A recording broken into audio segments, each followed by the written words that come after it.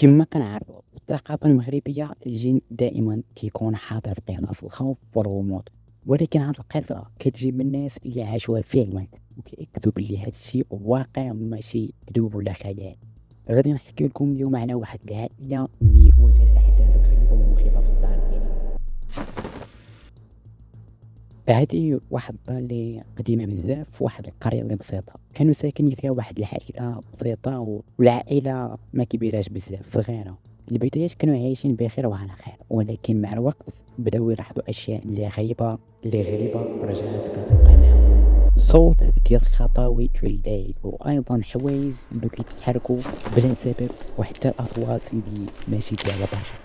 العائلة بدات كتقول بلي كاينة شي حاجة اللي ما واضحاش في الدار، شي حاجة اللي ما نقدروش حنايا نشوفوها، شي حاجة ماشي طبيعية. واحد النهار واحد من أفراد العائلة شاف واحد الضوء اللي غريب كيخرج من وسط الحياة. كان واحد الموقف بالنسبة ليه مرعب بزاف، ما قدرش يفسر شنو شاف بالضبط. المهم شاف واحد الضوء غريب خارج من داك الحياة. في واحد الليلة كانت العائلة ناعسة وكلها فات في البيت ديالو، وحتى ولاو كيسمعوا واحد الصوت كيقول شي كلمات اللي هي غريبة، شي كلمات ما مفهومناش وما عندها حتى شي حاجة بحال تهيؤات باش شي حاجة غير مفهومة، وما كانوش قادرين يعرفوا المصدر ديالها. الصوت كاين ولكن المصدر ديال ديك الصوت مجهول. حتى في واحد اللحظة بالضبط رجع الباب ديال واحد الغرفة اللي كانت سخا وما كان فيها حتى شي واحد، رجع الباب ديالها كيتحل ويتسد غير بوحدو، واخا ما كانش الريح وما كانش البرد، مع العلم ان هذاك الوقت ديال كان وقت الصيف ووقت الصيف، يعني البرد ما كاينش وحتى شي حاجه ما كاين،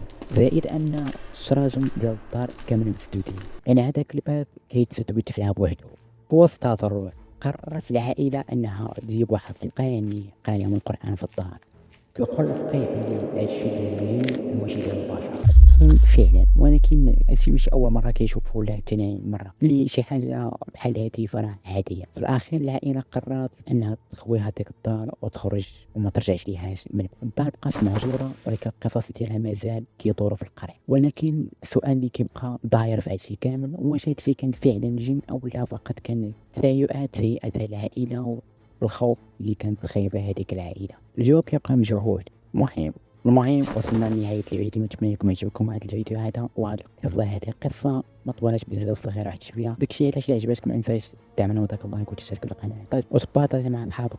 نتلاقاو في الفيديو الجاي.